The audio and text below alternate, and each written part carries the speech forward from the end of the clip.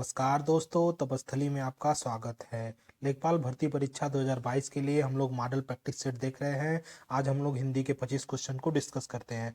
आइए देखते हैं क्या क्या प्रश्न है। उससे पहले वीडियो आपको पसंद आए तो लाइक और सब्सक्राइब जरूर करें। आज का पहला प्रश्न है, वज्र देह में समास बताइए। ऑप्शन ए बहुब्रीहि समास, बी तत्पुरुष समास, सी कर्मधारय समास, डी द्वंद्व समास। क्वेश्चन नंबर 1 का सही उत्तर है ऑप्शन नंबर ए बहुब्रीहि समास। क्वेश्चन नंबर 2, वचनामृत समस्त पद का विग्रह होगा।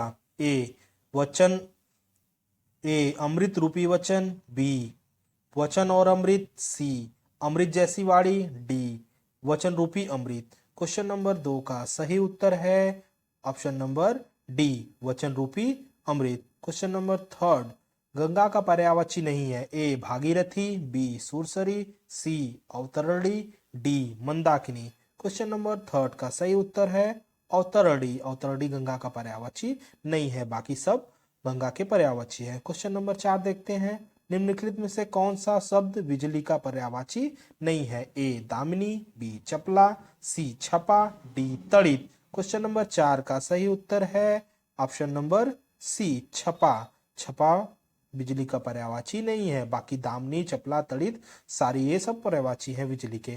क्वेश्चन नंबर 5, साहचर्य का विलोम क्या होगा। ए वैमनस्य, बी सहयोग, सी विनियोग, डी अलगाव।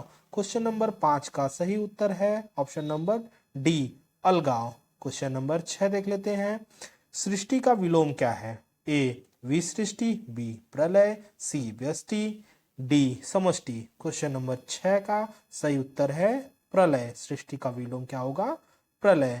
क्वेश्चन नंबर 7 देखते हैं, किंचित तत्सम शब्द का तद्भव रूप बताइए। ए परंतु, बी लेकिन, सी कुछ, डी थोड़ा।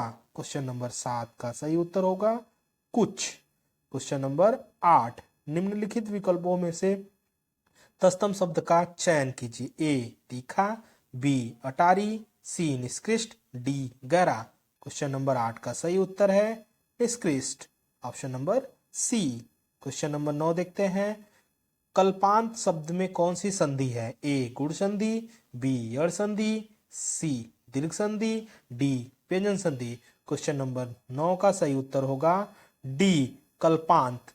कल्पधन अंत और अ मिलकर आ हो जाते हैं। क्वेश्चन नंबर 10, निधन कलंक का सही संधि विच्छेद कौन सा होगा। ए निष्कलंक, निष्कलंक, निष्कलंक, निष्कलंक। क्वेश्चन नंबर 10 का सही उत्तर होगा ऑप्शन नंबर डी निष्कलंक।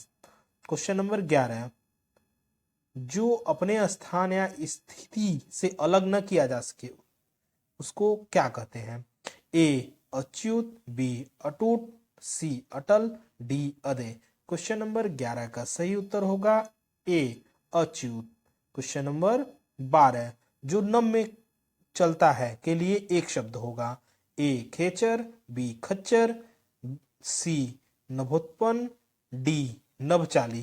क्वेश्चन नंबर 12 का सही उत्तर होगा ऑप्शन नंबर ए खेचर। क्वेश्चन नंबर 13, आंधी आवे बैठ गवावे लोकोक्ति का उपयुक्त अर्थ है। ऑप्शन ए है संकट से मुंह फेरना, बी विपरीत परिस्थिति से उपयुक्त समय आने का इंतजार करना, सी विपत्ति से टकराने का हौसला रखना, डी आंधी के बाद पानी बरसने का इंतजार करना। क्वेश्चन नंबर 13 का सही उत्तर है ऑप्शन नंबर बी विपरीत परिस्थितियों में उपयुक्त समय आने का इंतजार करना। अगला क्वेश्चन देखते हैं, क्वेश्चन नंबर 14, बड़ी बुराई करना छोटी से बचना अर्थ को व्यक्त करने वाली कहावत है। ए गुड़ खाना गुलगुले से परहेज करना, बी असरफी की लूट और कोयले पर मुहर, सी उंगली पकड़कर पहुंचा पकड़ना, डी दूध का जला मट्ठा भी फूक फूक कर पिए। क्वेश्चन नंबर 14 का सही उत्तर है ए गुड़ खाना गुलगुले से परहेज करना।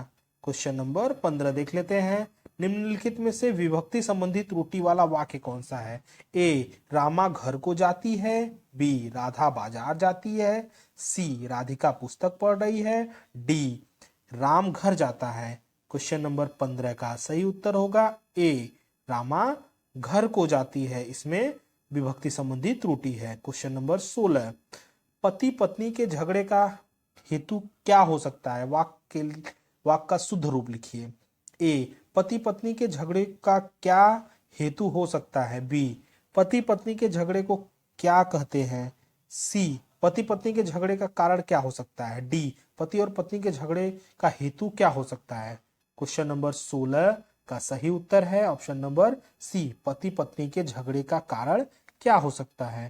क्वेश्चन नंबर 17, एकाकिनी शब्द का लिंग बदले। ए एक, बी एकाकिनी, सी एकाकी, डी एकाकिनी। क्वेश्चन नंबर 17 का सही उत्तर होगा सी, एकाकी। क्वेश्चन नंबर 18, सर्वदा एक वचन में रहने वाला शब्द कौन सा है? ए उस, बी जनता, सी बधु, डी पिता। क्वेश्चन नंबर 18 का सही उत्तर होगा जनता। जनता हमेशा एक वचन में होता है। क्वेश्चन नंबर 19 देख लेते हैं। प्रवीण के भाई ने प्रथम पुरस्कार प्राप्त किया, उपयुक्त वाक्य में कर्म है। ए प्रवीण, बी प्रथम, सी पाया, डी प्रथम पुरस्कार। क्वेश्चन नंबर 19 का सही उत्तर होगा डी प्रथम पुरस्कार।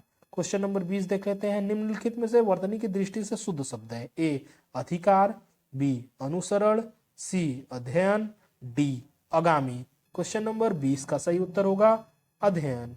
क्वेश्चन नंबर 21, मानक वर्तनी के आधार पर शुद्ध शब्द पहचानिए। ए मृत्युदंड, बी मृत्युदंड, सी मृत्युदंड, डी मृत्युदंड। क्वेश्चन नंबर 21 का सही उत्तर होगा ऑप्शन नंबर डी मृत्युदंड। क्वेश्चन नंबर 22, निम्नलिखित विकल्पों में से अनेकार्थी शब्द का चयन कीजिए। ए नासिका, बी कान, सी अंग, डी नेत्र। क्वेश्चन नंबर 22 का सही उत्तर होगा ऑप्शन नंबर सी अंग। अगला देखते हैं। गद्यों के आधार पर प्रश्नों का उत्तर देना है। नीचे गद्य दिए गए हैं, गद्य को पढ़ते हैं।